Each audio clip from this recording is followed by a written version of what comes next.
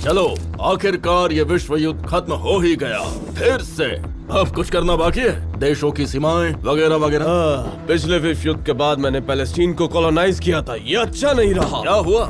मुझे लगा तुम्हें तो कॉलोनाइजिंग पसंद है। हर कोई आपस में लड़ रहा है, सबको अपना अलग देश चाहिए।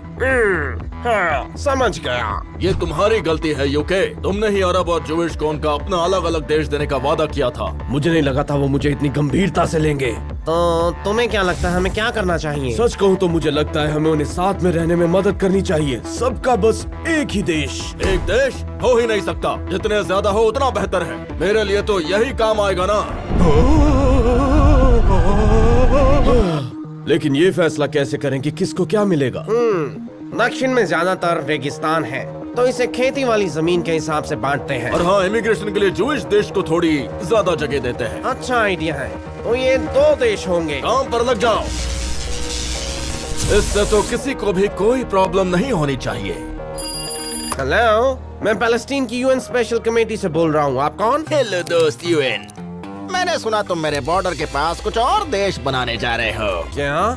नहीं नहीं, तुम्हें कोई गलत फहमी हुई है इजिप्ट। इस सबसे बहुत प्रॉब्लम होने वाली है। यकीन करो, लोगों को उनके भाग्य का फैसला खुद लेने दो। ये कैसा शोर था? मुझे कहीं जाना है, मैं बाद में कॉल करता हूँ। अजीब है। वाह, मुझे ये प्लान पसंद आया। मैं अपने आप को एक देश घोषित कर सकता हूँ। क्यों? ये नहीं हो सकता। मैं पागल नहीं हूँ। हम सदियों से यहाँ पर रह रहे हैं। ये पूरी जमीन हमारी है, समझ गए ना? ऐसा क्या? मैं भी देखता हूँ कि तुम क्या करोगे।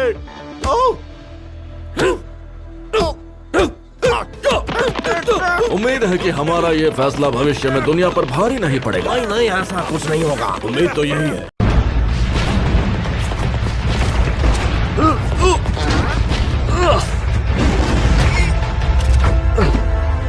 शुक्र है। अरे नहीं,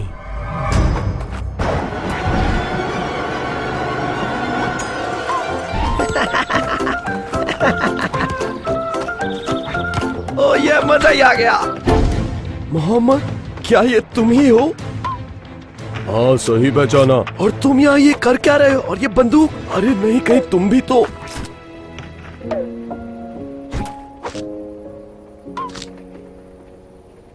मेरे माता पिता नहीं रहे।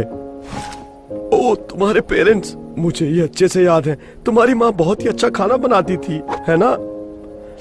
हाँ। आखिर हुआ क्या?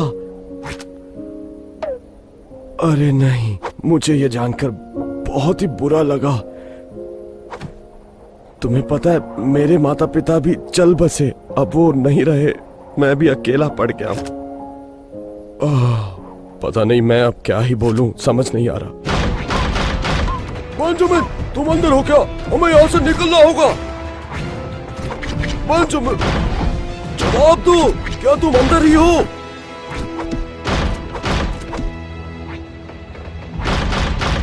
शुक्रिया।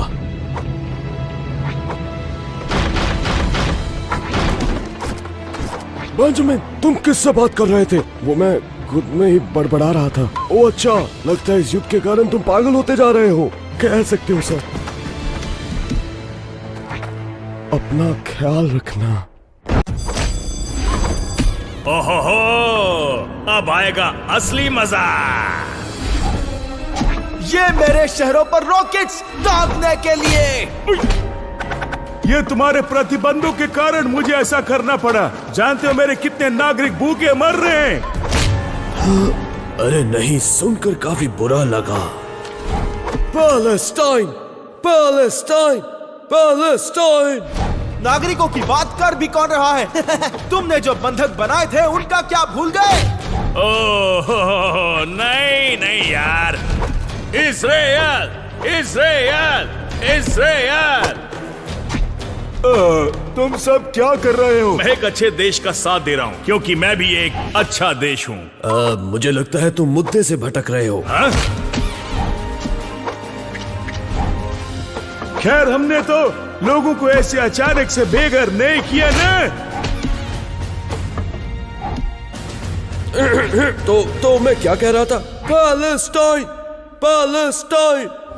ये लोग जिस कारण लड़ रहे हैं वो मुद्दा इस सबसे कहीं ज्यादा गंभीर है। ये पिक्चरों में दिखाई जाने वाली हीरो और विलन की कहानी से काफी अलग है, समझे ना तुम सब?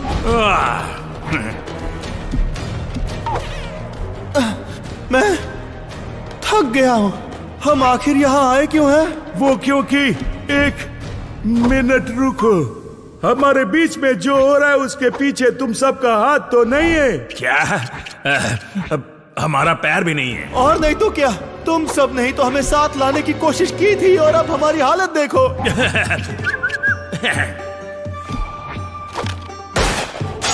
ओप्स, मैं अपनी अगली साजिश के लिए लेट हो रहा हूँ। Bye bye. अरे कहाँ गया? नमस्ते, मैं हूं मिस्टर स्फेरिकल। गाजा से बुरी खबर आ रही है। हमास और इजराइल के अधिकारी सीज फायर के लिए मान गए हैं। क्या ये सच है? ये तो बहुत ही शानदार खबर है। मुझे तो यकीन नहीं हो रहा। सॉरी, पहले गलत खबर दी। तो सीज फायर के तहत बंधकों और फिलिस्तीनी कैदियों को रिहा किया जाएगा। जैसे जैसे खबरें सामने आएंगी हम आपको अपडेट करते रहेंगे। यकीन नहीं हो रहा कि तुम दोनों में दोस्ती होगी। दोस्ती टेम्पररी है।